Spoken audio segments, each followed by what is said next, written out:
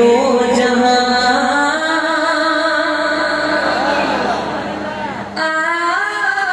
आपकी खातिर बनाए दो जहां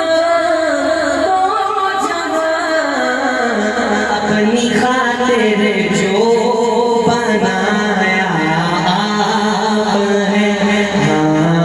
अपनी खातिर जो बनाया आप है। बोले सुभान अल्लाह। और आपकी पलक को देखा जान दी आपकी पलक को देखा जान दी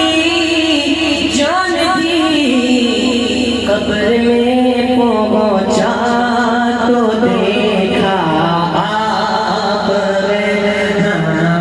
कब्र में पहुंचा तो देखा आप मुस्तफा ज़ाते अक़दा आप